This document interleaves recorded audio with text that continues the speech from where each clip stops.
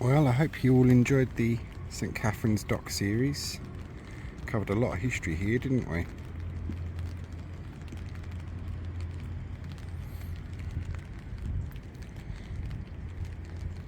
And to finish us off, I'll take us to our next location.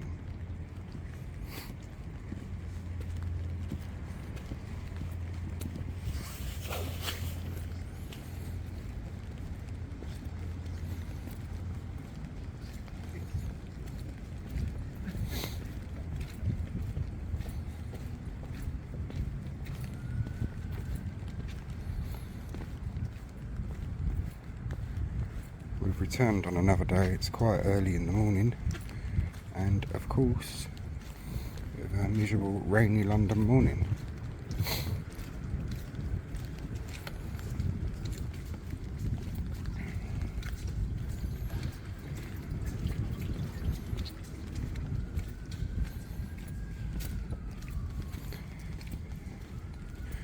And where I'm taking you to now, for one place, it has a hell of a lot of history associated with it.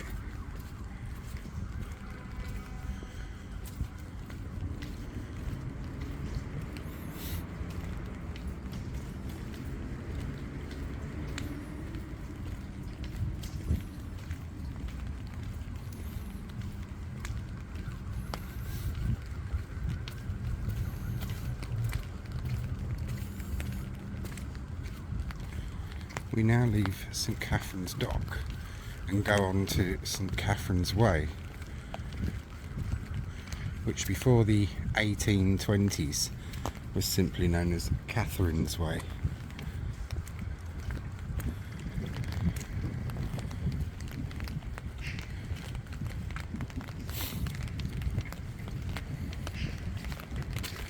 Very much a cobbled London street.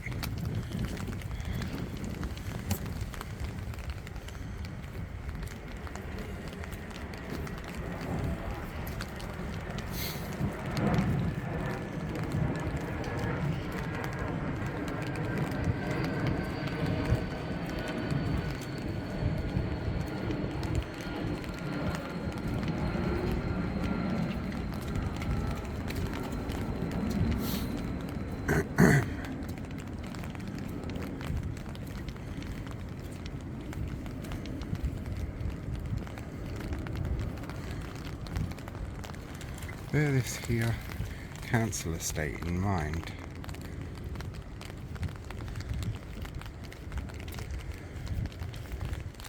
Because before the 1920s, a 17th or 18th century inn called the Cock and Lion stood here with the Red Lion Brewery. You'll see historical images of that. And this building here is Miller's Wharf. It was built in 1865.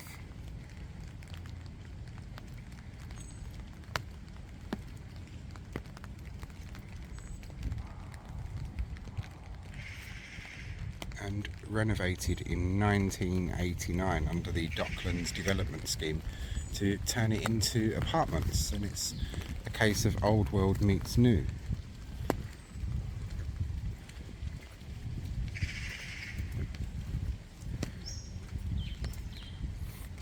And as I say, bear behind me in mind, where I'm going to take you to now is our fascinating little spot of history which still survives.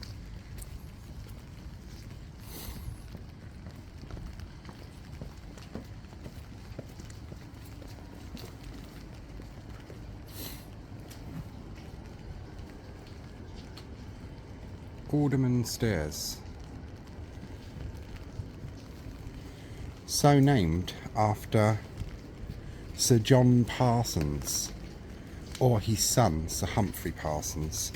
Sir John Parsons served as alderman of Portsokenwald in the 17th century. His son Sir Humphrey Parsons would also serve as alderman and would go on to serve, I think it's 2 times as Lord Mayor of London. But the first record of Alderman Stairs here is Rock's map of 1746. I'm going to have to close my umbrella for a minute as we go down here. And note the X's carved into the stairs. They are there to stop people slipping over, particularly in the age of hobnail boots. But these stairs have likely been here since the 17th century, at least 1746.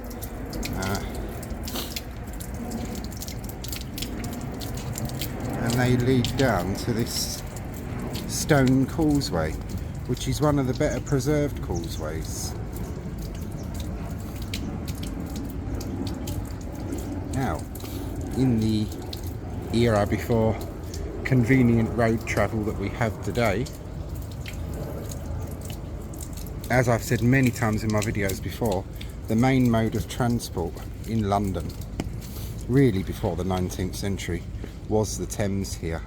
And there was dozens upon dozens of these river stairs dotted all along the Thames with these causeways. Now when the tide is in, which it's coming in at the moment, you'd stand here and you'd catch your boat. But when the tide goes out, this very well preserved stone causeway leads out to low tide mark, and you'd go there and you'd hail a Thames waterman down and you'd catch a boat either across river, up or downstream. I like to think of all the historical footsteps that have trod here over the years. And like with the many sets of river stairs that were, these still are of course, when you got off of your boat or ferry and walked up your stairs, there would usually be an inn of some kind nearby. And as I said, bear the 1930s council estate in mind, because the Cock and Lion Inn traded there right next to the Red Lion Brewery, which the Parsons family were connected with as well. These stairs also later on in the early 19th century were referred to as Lady Parsons Stairs for a while, but they reverted back to their original name of Alderman Parsons. You will see some information about Alderman Parsons. You'll see an image of his son. You'll see an image of the Cock and Lion and the Red Lion Brewery. And then you'll rejoin me here later on, a bit later in the day, for some better views when the tide is out. But just under these stairs here, where I am going nowhere near, round the side here, you'll see it in a 3D model at the end of the video, is a sewer outlet. Now whether it's still active or not, I have no idea, but I have no wish to find out. Anyway, for historical images and information now, and then you'll rejoin me back here later on in the day with the one I filmed earlier as the tide goes out.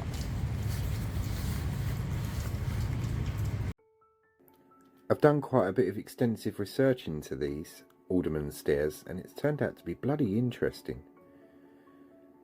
So much history associated with one little spot. But our first mention of the stairs in terms of maps is here for John Rock's map of 1746. Our stairs are marked with the blue arrow, and it shows Alderman Parsons Stairs, as they were called then, leading down into the river from what looks to be Katharine Street, with Parsons Brewhouse across the street. And we'll now find out why they're called Alderman Stairs, or Alderman Parsons Stairs, or Lady Parsons Stairs, which are just some of the names they've gone by. John Parsons, it was Sir John Parsons, was born in 1639 and baptised on the 28th of August at St Botolph without Aldgate Church in London. That was known as the Prostitutes' Church, and we will see it in that context soon in an upcoming Jack the Ripper series. He was the son of John Parsons, a brewer of East Smithfield. Parsons died on the 25th of January 1717 and was buried in Aldgate. His sons Humphrey by his first wife and Henry by his second wife were both MPs, and his son Humphrey served twice as Lord Mayor of London. And this is Red Lion Tales, and research credit to Martin Melville for this one. Alderman Stairs. 4 generations of the Parsons family ran the Red Lion Brewery, and in 1693-4 it was assessed as the most valuable brewing establishment in London. Sir John Parsons, 1639-1717, who took over from his father, was a commissioner for victualling the navy, served as a master of the Brewers' Company, and was elected as Lord Mayor in 1703. This engraving, which you see to the top,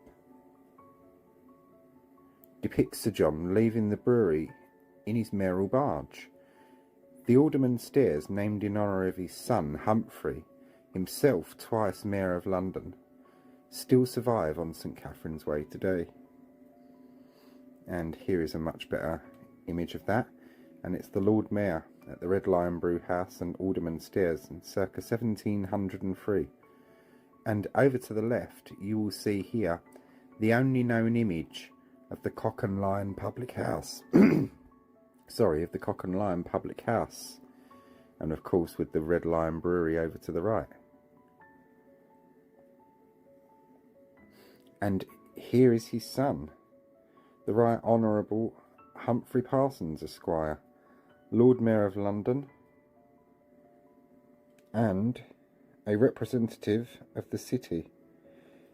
And he is also President of the Hospitals of Bridewell and Bethlem, and that's the Bethlem Lunatic Asylum. And this is interesting, sad but interesting. The Illustrated London News on the 7th of June 1851, this is an extract from it, reports on one single day on the River Thames, including Alderman Stairs. Fatal river accidents. On Tuesday, Captain Artus of the brig Melbourne, lying off Busby's Hole, attempting to ascend the side, missed his hold, fell into the water and was drowned. Almost at the same time, at 12 o'clock, Captain Downey of the ship Mentor, lying off Stone Stairs in Wapping, fell overboard and perished. At 3 o'clock p.m, a boat containing 2 men and a woman was swamped near Alderman Stairs. The men were saved, but the female, Mrs. Cochran, residing in Old Gravel Lane, was drowned. That's 3 deaths in one single day, and one of them associated with Alderman Stairs. And here you see a Thames waterman in the year 1800. So, as I said, the Thames being the superhighway of its day, when you went to the bottom of your stairs or the end of the causeway, it would be one of these fellows that would take you to where you wanted to go. 1804, another Thames waterman with passengers this time. And a waterman in Doggett's coat and badge. Doggett's race is the oldest race in the world. The River Thames in London, circa 19th century.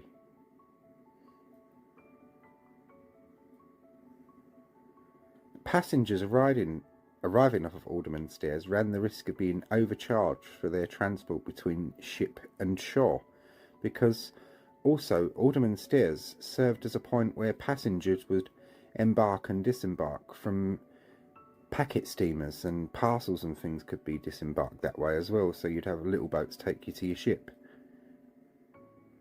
As this article from the Morning Post on the 29th of September 1847 reports.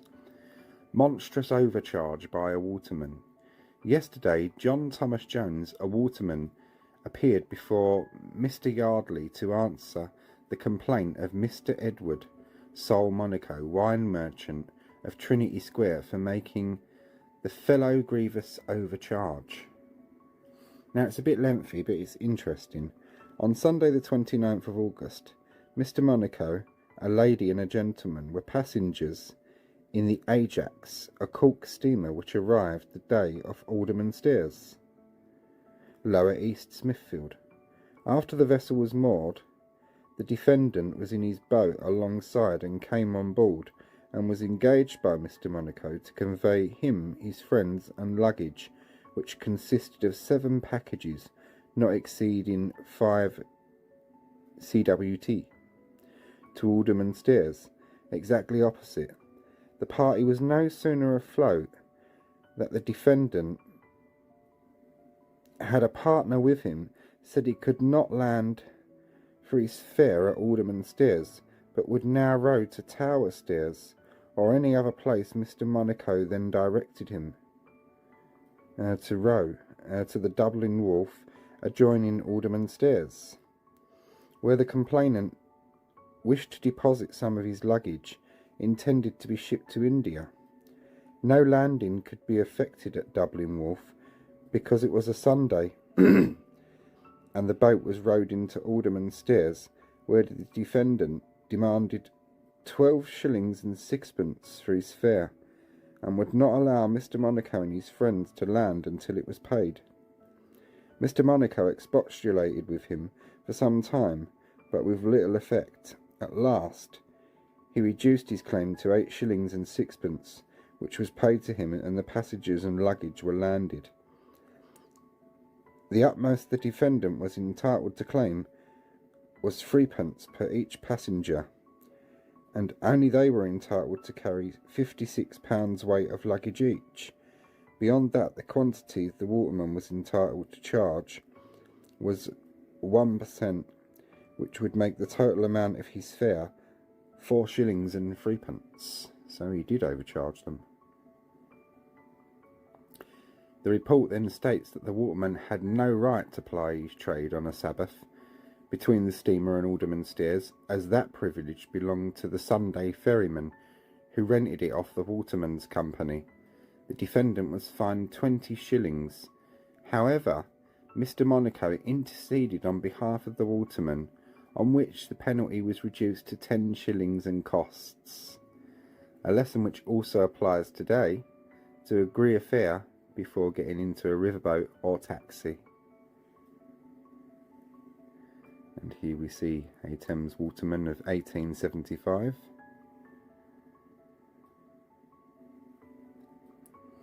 A Thames waterman of 1926, with, of course, St Paul's in the background.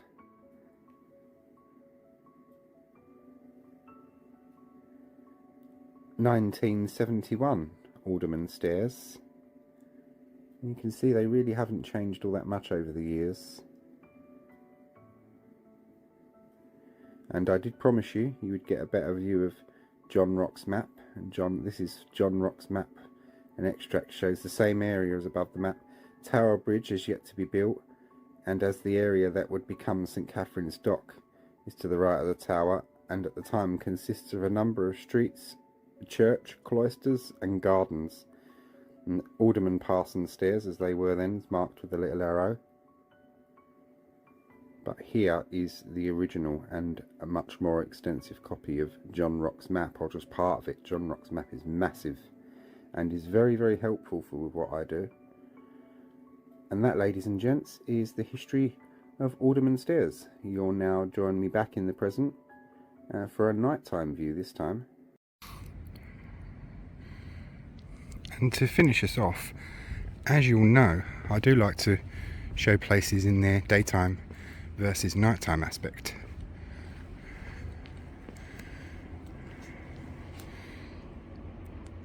Alderman Stairs and its original gatepost with a spiked iron ball on it. This segment's filmed on Guy Fawkes night, so November the 5th, which in London has turned out to be a big washout this year, I'm afraid, because so much has been cancelled. But I was out doing some other filming for an upcoming something you'll hear about at the end of this, and I thought, well, might as well make something of the evening.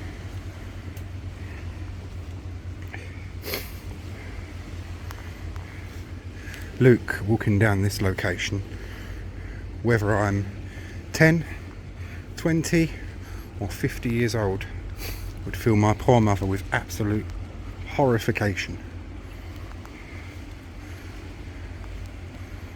I can hear the, oh, you be careful. My nan used to do the same thing with my dad. She was in her 70s, he was in his 40s because he was a cabbie, or him being out at night time doing that. I know he can look after himself, but there are some horrible bastards around, she used to say. She went wrong. But as I say, why I've chosen this particular spot, this particular time, is I've checked my tide times, and it allows us to walk down Alderman Steps and onto the causeway and see it fully exposed in its entirety. So once again, I do love to think of all the historical footsteps that would have walked along here.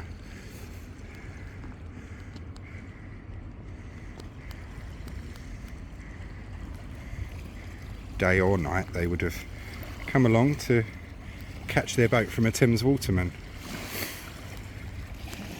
Of course, when the tide is in, they would catch it right by the edge of the stairs.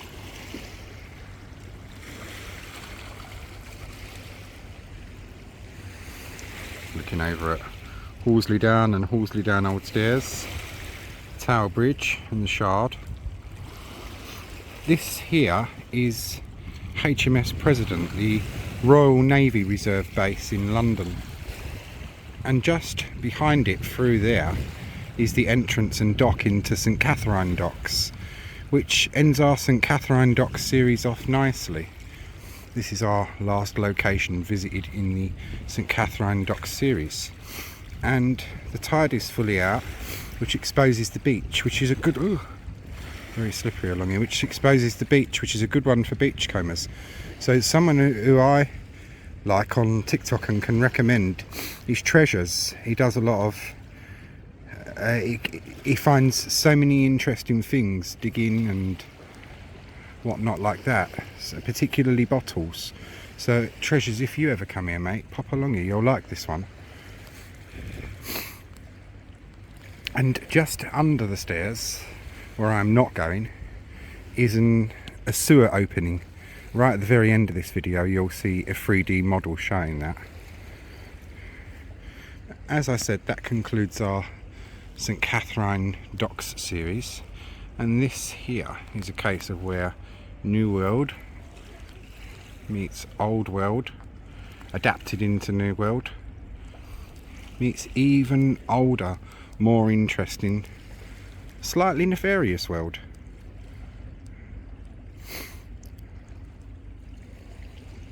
And I did say I would discuss our next upcoming things with you. Our next upcoming ones, the next big or long upcoming tour series, shall I say, is going to be the return to Rotherhithe, where we start. Last time we went inland. This time we're going right along the riverfront, where we'll take in a pub with famous Sir Paul McCartney links and much, much more. But before that, something I'm going to be, and am in the process of putting together, is going to be a 2-night special, which is a Jack the Ripper tour. We say Jack the Ripper tour, but as Matt, our guide from Wonders of London, quite rightly says, it should be All the Names of the Ladies tour. But people wouldn't recognise what it truly is and wouldn't go on a tour like that. But the tour through Matt really does focus as much as we can on the ladies. Night 1 will consist of our on-foot tour, which we walk from location to location. Now, if we were to go to every single exact spot where the ladies were murdered, none of which exist in their original form anymore, really, it would take over 4 hours. So Matt takes us to different points based around Aldgate and Spitalfields where we discuss the murders. And we go into pretty graphic detail. Do be warned, this is your trigger warning now for those who require one. There are some very graphic images involved in it. What we do, I walk you to each location. The first few locations I walk you to on my own, but I was advised going into the East End in the particular areas we're going to visit, filming on my own really would not be a good idea. So when a tour guide tells you that, you listen.